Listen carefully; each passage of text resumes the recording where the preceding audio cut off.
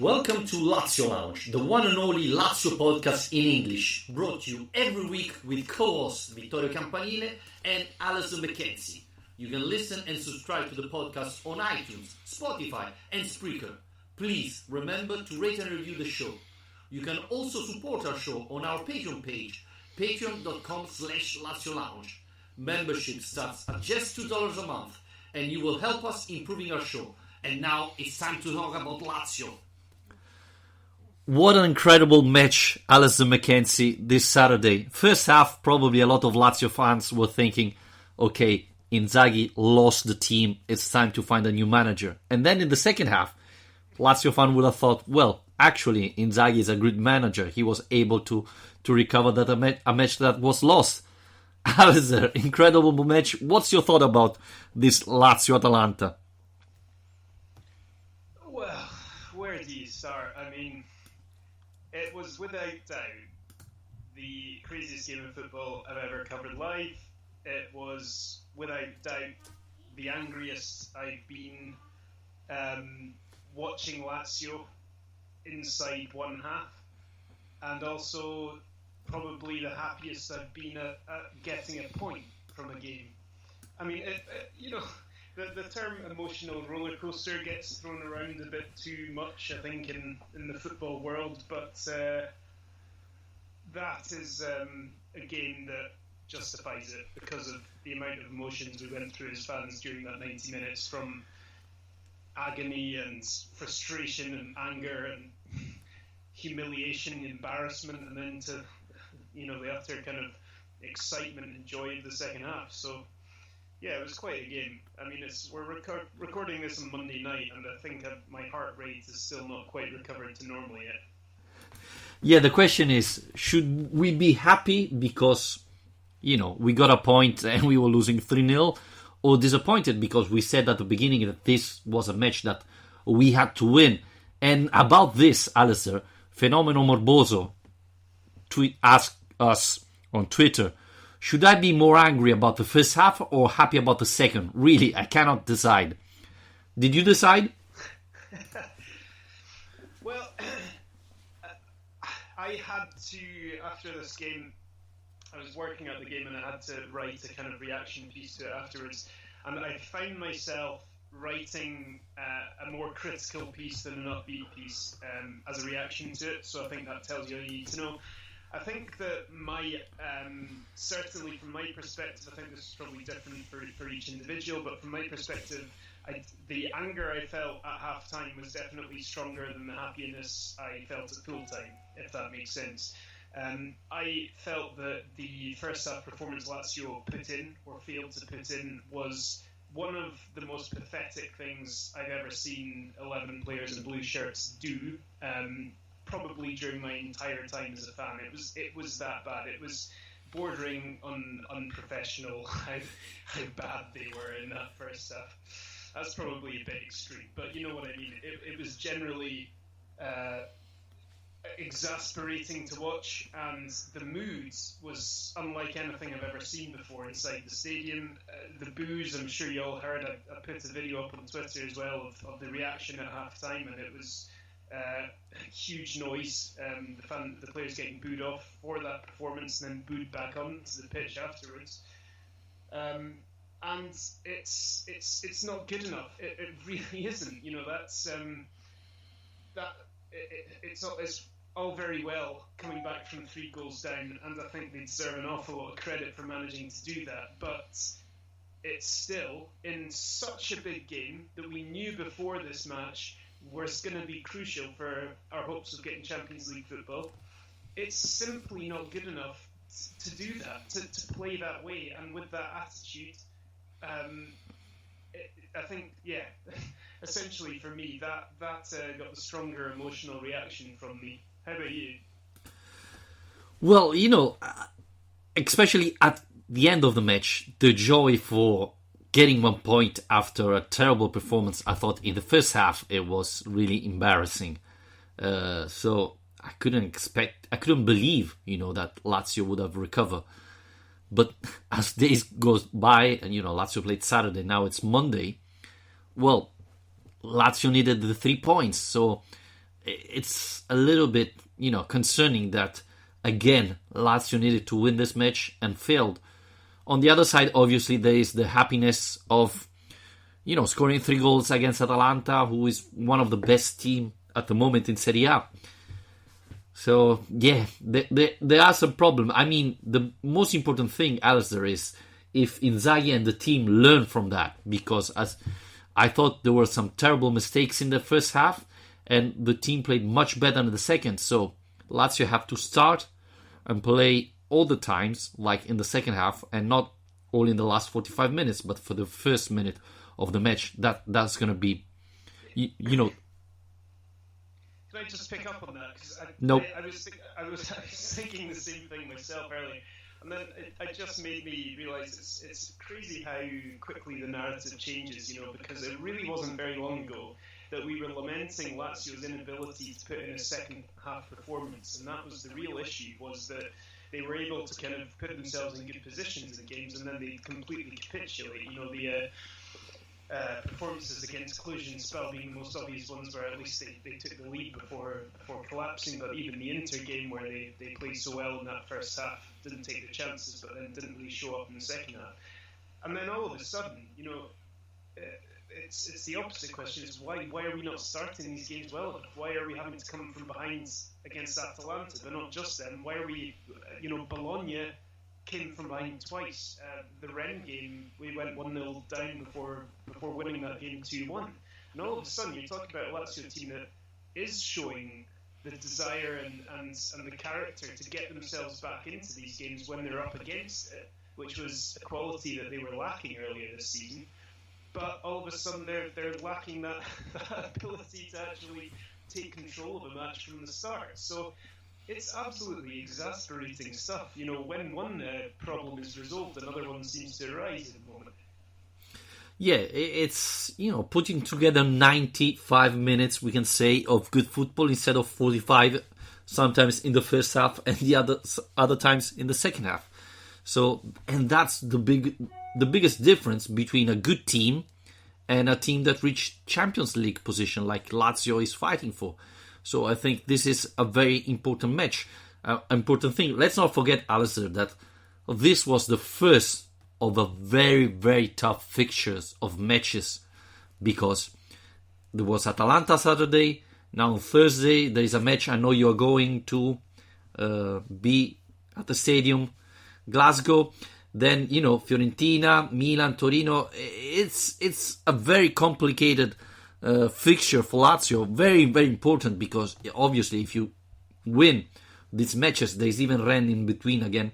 The other Celtic match in between again. They are key matches that Lazio have to win. So, okay, you get 1 point in Atalanta. It was a tough situation, but that was sort of bonus, right? After that, you have to win all the other match, or nearly win all the other matches. Yeah, I mean, the importance of it as well wasn't just Lazio gaining 1 point, but it was stopping Atalanta from stretching their advantage over us, because that would have been pretty ugly. Going 8 points behind Atalanta at this stage of the season would have been not quite game over, because it's so early, but it would have been quite hard to see a way back from. I think it still is, to be honest. Obviously it's not over. It's far from over. We're far too early on in the season, but I just feel like we've dropped too many points already, too many valuable points, and unless there's some sort of extraordinary turnaround in form, and they manage to find some consistency out of somewhere, the Champions League's going to be gone before Christmas for us. It's that bad, I think, at the moment. I saw on I don't know if it's too early for a stat, Vittorio, I'm sorry, but go for it. I saw Lazio page saying that Lazio have now won just 3 of their last 8 games, and in this millennium, the 21st century, they've only done this badly 3 times. Under Ballardini in 2009-10, and under Deli Rossi in 2007-08, and then back in 2001-02 under Zaccheroni. And those guys all did worse, actually. Ballardini and Rossi had 2 wins out of 8, and Zaccaroni had just 1. But it does go to show, amidst all of this, all the excitement, all the drama that's going on, it's pretty worrying run of form that Lazio are putting together at the moment. Yes, I agree. It's concerning. I'm a little bit surprised to see you so pessimistic. Usually I'm the pessimistic guy and you are the optimistic. So, now I feel like I have to be the optimistic guy, because otherwise, we can stop the show here and start again next year, because, the race is over before December. But, Alistair, let's look about some of the positive things about Saturday. Beham Haidarashashi, I hope I said it right, talks about Cataldi, because he said, what do you think of Cataldi's performance?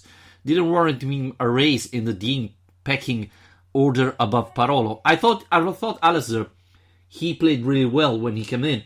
And the thing about Cataldi that I think is that maybe he's not a great football player like, Luis Alberto, Milinkovic Savic, but he's probably the only Laziale in the team, the only one that fights for 95 minutes, the only one that really gives everything in the pitch in every circumstance. Then you can say that, he's not a great football player, etc. But I really feel that we need a Cataldi in the starting 11 more often. Well, you say fights for 95 minutes. He needs to play for 95 minutes in order to fight that long. Yeah, I think that was definitely a talking point. I have to say, barely talk already. Just as the second half was starting, I said that he was coming on, and at least Inzaghi was showing that he wanted to bring on one of the only members of this squad, really, that he can 100% rely on for providing a bit of that heart, bit of that fight. And you love to see that, he wants the ball all the time, he wants to make a good impression, you can tell from his attitude on the pitch that he cares, and that's, I think, what people want to see more than anything else. I think, though, that you're being a little bit unfair in terms of his quality. I think that he is a player with a lot of quality, actually, and the question is really just more what role he can play in this team, because we came into the season thinking he was going to be the Vice Leva, and instead Parolo's ended up in that role. I don't know if he will be after Saturday, though, having said that. But that's not really his natural position. I think he's someone who provides a lot of quality from a technical perspective. He passes the ball well, he's good from set pieces, and he can offer something. He can offer a lot more than he's getting credit for, I think, in terms of the opportunities he's been given. So I do hope that this second half performance and the contribution he made to that comeback will result in him getting a few more chances. I think he was the most dynamic player in our midfield, so that's another valid point why he needs to play more. I don't blame completely Parolo. I think even Milinkovic Savic and Luis Alberto played poorly in the first half, and in particular against very dynamic teams like Atalanta. They have to do much more, and maybe Inzaghi has to think of dropping one of the two, because Lazio is too passive with those players playing all together. Even Jerry Mancini is talking about Cataldi. He said, when Cataldi entered the match, it gave Lazio something different in the midfield. He was running for the ball, making good passes, made some good defensive play. He offered a new dimension. Going forward, Cataldi should be given more playtime. Parolo and Leva are not the same. I would add to the thing Jerry's saying, and you said, that one of the bonus of Cataldi is that, a little bit like Parolo, he can play in pretty much all the position in midfield, because he can play as Vice Leva, even though you said it's not his natural position, and I totally agree with you.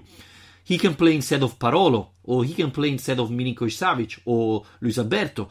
And last year he played even trequartista, which probably, I'm not sure he's good in that position, but again, he can play there. So, Inzaghi has different solution to make Cataldi play. So I would really love to see him playing much more. And maybe he's going to start Thursday against Celtic, but I would love to see him starting even in Serie A matches. Question I have as a follow-on to this one then is that how much of that first half disaster, because I mean it was disgraceful the space that Atalanta were getting in midfield, how easily they won that battle. You talked about how passive Milinkovic-Savic and Alberto can be. I thought Milinkovic-Savic for the first goal was disgracefully guilty of that. He saw it all unfolding in front of him. Gosens bursting into that space, and he just kind of casually jogged back. The problem is that when you see players alert, they can see the danger happening, but they're just delegating it elsewhere. It's not gonna help us keep a good defensive record. Anyway, my essential question I was going to come round to was, how much of this do you think was down to the absence of Lucas Leiva? Was this an example of how important he is to this team? The fact that he is the last line of defence in so many occasions. He's the guy who has the positional awareness to fill those spaces that were wide open in that match. Last year, I would say definitely yes. This year, we saw Leiva not playing at his level. So that's why I would like to see Cataldi there, because even though he hasn't got the experience or the knowledge of being always in the right position, he's the most dynamic player we have that can play in that position. So I think Leiva could have been important because, Parolo, Milinkovic-Savic, as you were saying, and Luis Alberto make mistakes in all 3 goals of Atalanta, but I didn't see the same Leiva saw last year. So probably he's going to play Thursday, and I think it's going to be important to see him playing Thursday. But I'm not sure that he would have made that huge difference that you're talking about. Yeah, I think that perhaps it was a bit too easy to say that, maybe, whereas I think actually it was, like you say, I don't think Parolo had a good game. I think he was made to look like a bit of an idiot by Papu Gomez at times, but I don't think it was just him either. I think you really need Alberto and Milinkovic-Savic to change their attitude and to put in the dirty work. And when they're up against it, I don't think they always need to be like that. I don't mind having players who kind of play to their strengths most of the time, and for that to be the game plan. But when we're up against it, when we're being overrun like that, it is time, to roll up your sleeves and do the dirty work, do the hard work, do the running. And I think we did see that more in the second half. I think Milinkovic-Savic got very much more involved in the second half than he was in the first, but it's raised questions I've seen as well about this, the Fantasia Lazio, the idea of playing Milinkovic and Alberto and Correa and Immobile all in the same team at the same time. And some people suggested that that's something that Lazio can maybe get away with against smaller teams, but not against bigger teams. So what's your take on that? Do you think that that's something that needs to be adjusted for games against teams from the likes of Atalanta and other teams competing for European spots with us? Yeah, Stefan Scarpulla on Twitter asked us, do you think against strong attacking side we should strengthen the CM, playing Lucas and Parolo with Milinkovic-Savic and drop Correa? I think that's definitely an option. I think that, especially if Luis Alberto and Milinkovic-Savic don't play at their level or at the best, then Lazio midfield become a weaknesses instead of one of the biggest strengths of this team. So, and again, Cataldi comes back because maybe playing with Lucas Leiva and Parolo all together, maybe you can give an option to Cataldi that is more dynamic and can attack better than Lucas Leiva. And I don't know, rotate Milinkovic-Savic and Luis Alberto. Someone else was asking if Luis Alberto, Jerry Mancini was saying why what do you think about Luis Alberto playing behind Immobile? I feel he would really benefit in that role, like Alisson, basically like 2 years ago when the attack of Lazio was Immobile and Luis Alberto. I prefer Luis Alberto playing behind because he tends to come back to get the ball and leave too alone Immobile there in his attacking position, and so I'm not convinced that's the perfect position for Luis Alberto. But I definitely think that depending on the opponent Lazio's playing, you can drop Milinkovic-Savic or Luis Alberto and, give more consistency to the midfield. Let's not forget that this year, hopefully, you have Berisha back. Lulic can play in the central position. You have Cataldi. So you have plenty of option. And probably this would be the best solution for me. Yeah, I mean, let's not forget, I think the main reason that Alberto was kind of taken out of that role in the first place was that he was getting too easily snaffled up by the opposition. If we were playing a kind of 3-5-1-2, I suppose, 1-1, sorry, as it was at the time, and the opposition kind of man-marked him, he sometimes, I think he lost the element of surprise a bit after his first season. Teams kind of got a bit wise to how he operated and managed to shut him down a bit easily. And by Inzaghi moving him further back the pitch, that's given him a bit more space and it's been very effective. I mean, look, I don't think it's time, if we're talking about any changes, I don't really think it's time to be changing Alberto's role because, look, let's put Saturday's game aside for a second here. Alberto's been instrumental in the way Lazio have attacked this season. Him and Immobile have contributed to pretty much every goal we've scored. It's quite hard to find a goal that doesn't feature an assist or one of them scoring in it this season. There haven't been that many of them. He's been in great form, and I think perhaps you can have a rethink of how you want to do things against really big, really talented teams. I think that's a valid observation and something to think about. And I, for one, to be honest, would quite like to see Inzaghi tinker with it slightly. I'm not talking about reverting to a back four, which everyone seems to think at every time of need is like the answer to this problem, like Lazio are suddenly going to win the Scudetto if they have a back four despite not having any, if we play a 4-3-3, having no wingers or fullbacks in the squad really, but never mind that, we'll win the Scudetto. But I think that if you can change this team, tinker it a little bit, say have a 3-4-1-2 here with two kind of holding midfielders, play Alberto behind the two forwards, or a 3-4-2-1 in the way that Atalanta often do with, say, you could easily play Correa and Alberto behind Immobile, something like that. Just try something a little bit different, and it doesn't involve tinkering with the entire tactical structure, it doesn't involve ripping up the plans and saying you've got it all wrong, but it's just something a bit different to what teams have got used to, because the impression I am getting this season, Vittorio, is that teams are working out how to beat this Lazio team and how to rattle this Lazio team. More than beat is they already know what they're getting. So I agree. Yeah. I agree. It's not changing the defense. You can keep it 3-5-2, but switching position, switching movements. We didn't talk about it, but the first half, Lazio was completely surprised by Atalanta. But you have to say that it's the same, Atalanta of Gasperini. Simply that this time they didn't have Zapata, so they played Gomez very deep. And then there were the other players coming along, etc. And Lazio didn't find out the right solution in the first half, was completely surprised. While Atalanta knew exactly what Lazio would have done. And, even if you take off Lazzari and you bring in Marusic, it doesn't change that much. Lazio's going to play always the same type of football.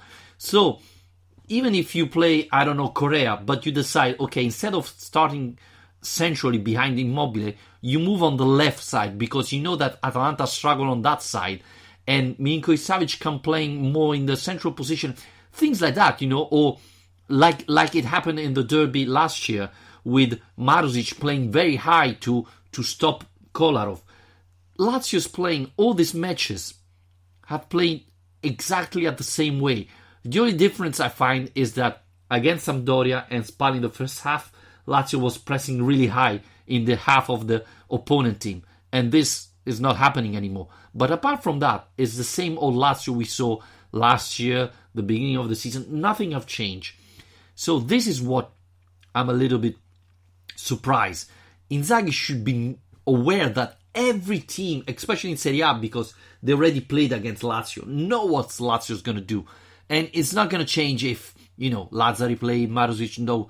You have to think a little bit differently. And let's not forget that with these players, you can move them around. Milinkovic-Savic can play in different position. Luis Alberto, Lulic, and so on. But it's still the same 3-5-2, doing the same movement that they were last year. So every team can prepare easily against Lazio. While we saw it Saturday, Lazio was surprised by Atalanta, even though it's the same Atalanta of Gasperini. So this is the biggest surprise. I would say the most frustrating thing is that it's the same Lazio we always say every time. And Inzaghi is not tinkering, it's not changing nothing. And this, Alice, bring me to a couple of questions received. One by Matti Lewis, the other one from Rami Algendi. That both are basically saying, is it time to move on from Inzaghi? Do you think Inzaghi is the right man to bring the club to the Champions League spot?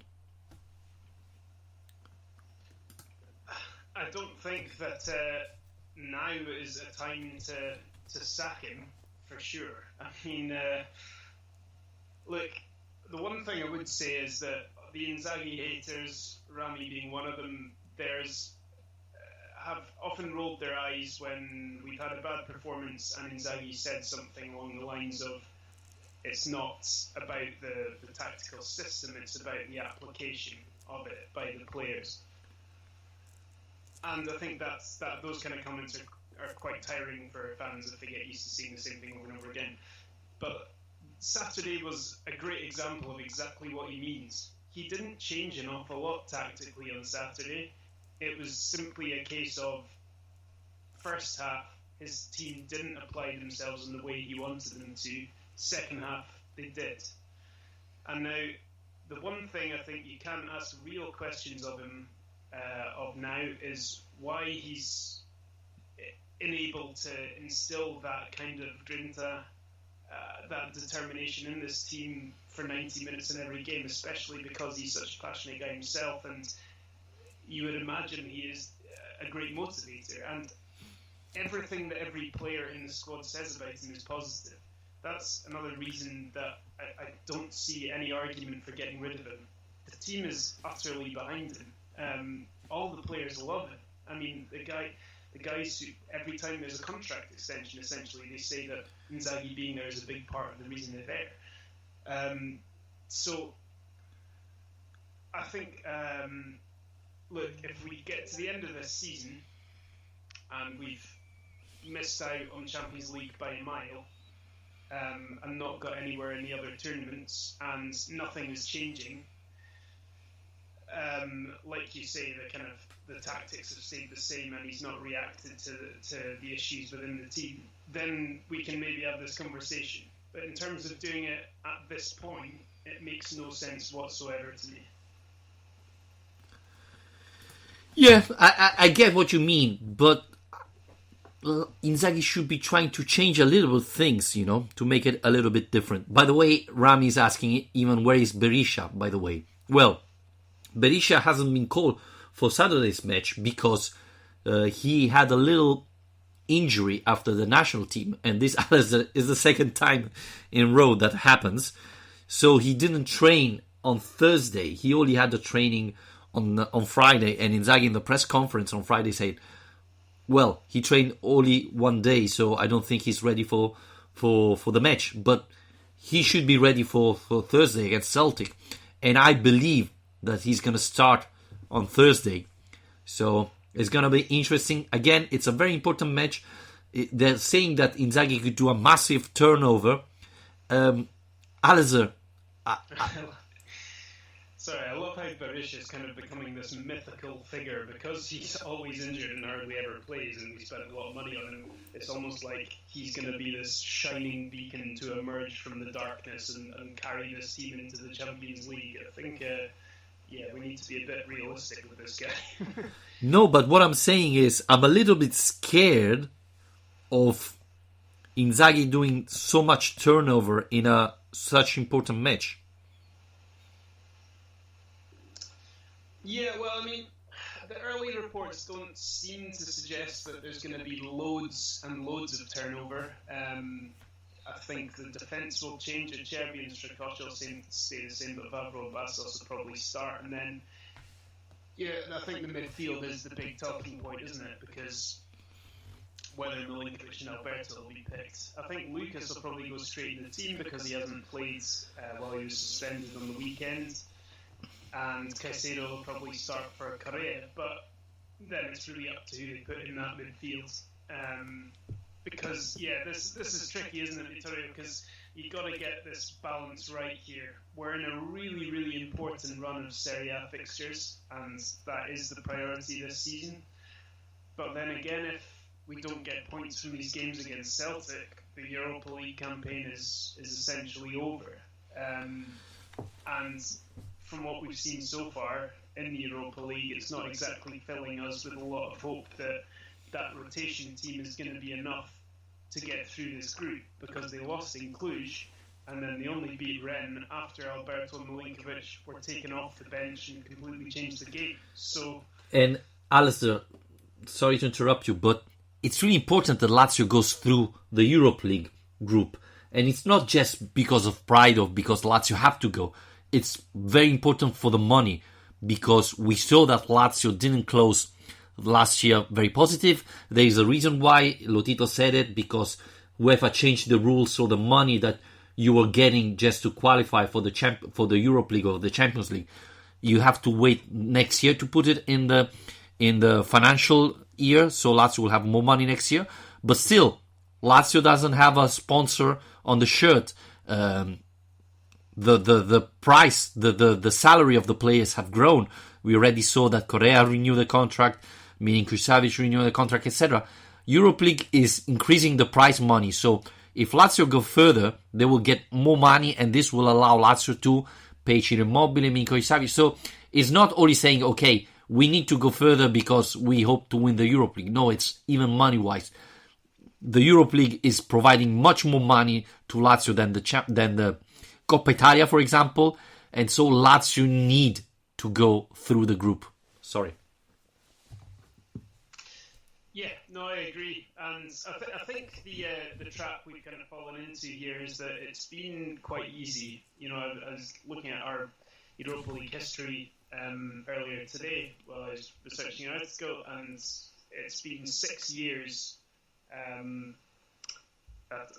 not in a row, but pretty much, of Lazio kind of strolling into the knockout stages. It's kind of part of the reason that the fans are so apathetic about this tournament, is that, or at least about this stage of the tournament, is that the group stages aren't inspiring, and we always find it fairly easy to get through, and everyone would rather be in the Champions League anyway. And you saw that at the Rennes game, only 8,000 people bothered turning up. So yeah, there is that general disinterest in this tournament at this stage, but I do just hope that doesn't filter through to the players, because I think if we get to the knockout stages, the interest will increase, and people do love a cup run, and like you say, it does have financial rewards too. So I think it's just the familiarity, isn't it? I think because we're always in the Europa League, everyone's got a bit bored of it, and I expect the players are a bit bored of it as well, if I'm honest. But this group is harder than most we've had, and these two games against Celtic are likely to dictate whether or not we actually get out of it. Alistair, and you're going to be at the stadium in both of them, right? No, just in Rome, I'm afraid. A Scottish guy that doesn't go to see Lazio playing in Scotland. Embarrassing. They refuse to sell tickets to anyone in Scotland, so... Yeah, that's embarrassing. I'm going to be in the middle of the Scottish fan, of the Celtic fan. I hope I survive.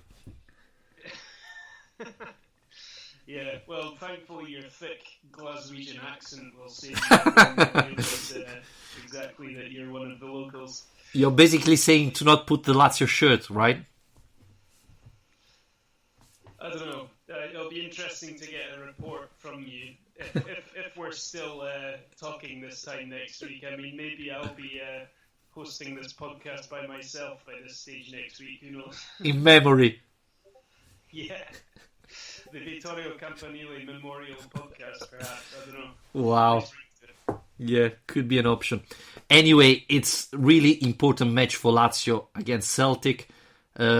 Even because, Alistair, it's important for the Europa League, but it's even important for the confidence because, as we're saying, then Lazio has quite complicated and very important matches in Serie A. So maybe if you win or get a point in Glasgow, then that will help the team playing in Serie A against very difficult team. And maybe this give Inzaghi the proof that Johnny, who could be starting, Vavro, Berisha, etc., are valid player that can have a chance even in Serie A. And, this is winning help winning. So I really hope that the players will try the best, not only because I will be there, but because it's really important for the Europa League, but even for the rest of the season and for the Serie A. Well, look, I think this game is going to be different from what we're used to in this tournament. I can say that with a fair degree of certainty. I think that the players will soon realise that they're in one of the most passionate football arenas in European football. Celtic are taking this competition seriously, and they've got a very big and very loud support who are going to be behind them there. It's not going to be like going to Cluj and experiencing that atmosphere. Is going to be another level. And look, it's going to be a big European night. These are two big European sides with history of winning European competitions, both of them. And I think they should enjoy that and relish the moment, relish the occasion, because this doesn't actually come around too often in the Europa League. And like I say, there is a general disinterest in Lazio fans for this competition, but this should be a really good occasion and something completely different to what we're used to having at this stage of this competition. So I think the players are going to enjoy that, and I think that in itself might bring out a better performance in them. The fact that there isn't that kind of huge running track and going in the stadium or whatever it is, it's going to be a bit different. Yeah, and I think also the players that maybe don't play that much are going to be excited to play, in Glasgow against Celtic at home. It's not Cluj, it's a big team, very well known. So I think they're going to try the best, especially because they know I'm going to be there, but even because, they're going to play against Celtic. Alistair, I know you already used your stats, so do we have another one or we can wrap it up here? I think I'm dried up. Oh. That was it. I told you I got it in too early. I'm sorry. Yeah. It was the right time though, so you made the right decision, I think. Anyway, Alistair, maybe we're gonna talk next week. I don't know. We'll see. I'll see how you survive your Glasgow adventure. Good luck. I'm gonna send you pictures. Don't worry. It's been a pleasure, anyway. Okay, thank you, Alistair. Bye, everybody. Thanks for listening to Lazio Lounge, the podcast in English about La Prima Squadra della Capitale. Remember to rate and review the podcast and follow us on our social account on Facebook at facebook.com/Lazio Lounge and on Twitter at Lazio_Lounge. And if you like the show, rate and review the podcast and tell your friends to give it a go. Thank you and always Forza Lazio.